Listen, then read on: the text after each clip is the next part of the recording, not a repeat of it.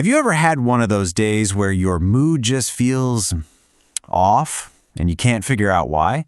What if I told you a huge piece of that puzzle isn't just in your head, but is actually tied to a hidden clock ticking away inside your body? Okay, get ready for this, because this number is wild. A staggering 90%. That's the percentage of people with mood disorders who also report having significant problems with their sleep. I mean, that's not just a coincidence, right? It's practically a perfect overlap. And for a long time, we just assumed, oh, you're depressed, of course you can't sleep. But what if we've been looking at this completely backward? What if, for many people, the mood disorder isn't the cause of the sleep problem, but the sleep problem, or more accurately, the time problem, is actually driving the mood disorder? In this explainer, we're going to dive into some incredible science that suggests mood disorders might actually be disorders of time itself. So let's get into it. First things first, what exactly is this internal clock? I want to be clear, this isn't just some poetic metaphor. It's a very real, very complex biological system that's running the show from inside your brain. So your circadian rhythm is basically your body's master conductor. Tucked away in your brain is a tiny region called the suprachiasmatic nucleus, and its whole job is to keep every single system in your body, we're talking hormones, energy, hunger, and mood, all playing in perfect time with the 24-hour cycle of light and dark outside.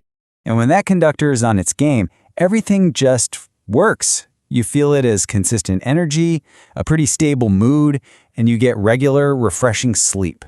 But when that clock gets thrown off, well, that's when you get chaos. We're talking fatigue, feeling emotionally all over the place, and major sleep issues like insomnia, or even its opposite, hypersomnia, where you just can't seem to get enough sleep. And here's the kicker. Our modern world is like a minefield for our internal clocks. That blue light from your phone late at night, that's a huge disruptor. That social jet lag, where your sleep schedule is totally different on the weekend, another one. Not getting enough sunlight in the morning, constant stress, even eating at weird times. All of these things are sending confusing signals to that master conductor in your brain. Now, this is where it gets really tricky. A little disruption here and there might not seem like a big deal, but it can quickly snowball into this really destructive cycle that is incredibly hard to break out of. So think of it like this. Your clock gets misaligned, maybe from too many late nights. That messes with your sleep. Then that terrible night of sleep tanks your mood the next day. And what happens when your mood is low? The first thing to go out the window is your routine, right? You stay up even later, you eat junk food, and boom, you just reinforce the very problem that started it all. It's a nasty feedback loop. And this is really the key insight from all the research. It's a two-way street. Sometimes a low mood comes first and wrecks your internal clock. But other times, it's the disrupted clock that opens the door for a mood disorder to take root. And that's exactly why just treating the mood or just treating the sleep often doesn't work. You have to address both. Okay, but here's the empowering part. This is not a life sentence. Just because the world around us is kind of designed to disrupt our clocks doesn't mean we're helpless. You can absolutely take active, simple steps to fight back and get your internal rhythm back on track. And the best news is, this is not about some massive, stressful life overhaul. You don't have to change everything all at once. The science is actually really clear on this. Small, consistent habits are what's truly powerful, because they send these steady, reliable time cues to your brain. So let's look at a simple plan you could literally start today. All right, this 7-day reset is all about consistency. Each one of these steps is what scientists call a Zeitgeber. It's a German word that literally means time giver.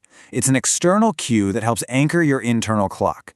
And the most powerful one? Fixing your wake time. Same time every single day, even weekends. Then, get that morning light. It's like a shot of espresso for your brain, telling it day has begun. Moving your body and eating at regular times add more layers of stability. And finally, that wind-down routine signals to your brain that it's time to prepare for sleep. Done together, these are so powerful. Now, for some people, especially those dealing with a clinical mood disorder, these lifestyle changes might not be enough. And that's okay. In those cases, science has developed some really amazing therapies that directly target and reset the body's clock. So let's look at two of the heavy hitters. First, you've got bright light therapy. This is where you use a special super bright light box in the morning to basically mimic a perfect sunrise. It's an incredibly powerful way to hit the reset button on your brain's clock. Then there's something called interpersonal and social rhythm therapy, or IPSRT. This is a type of therapy that's all about creating rock-solid daily routines, everything from when you eat to when you talk to friends, using your schedule as a medicine to stabilize your internal clock. And I really cannot stress this enough. These are not do-it-yourself treatments. You have to work with a doctor or therapist. Using a light box at the wrong time of day can actually make things worse. And for people with bipolar disorder, it has to be used with extreme caution because it can potentially trigger mania. So please always do this under professional guidance. Ultimately, looking at our mental health through this lens of time and rhythm is just so empowering. It tells us that our well-being isn't just about brain chemistry, it's about our fundamental biology. It gives us a whole new toolkit to work with.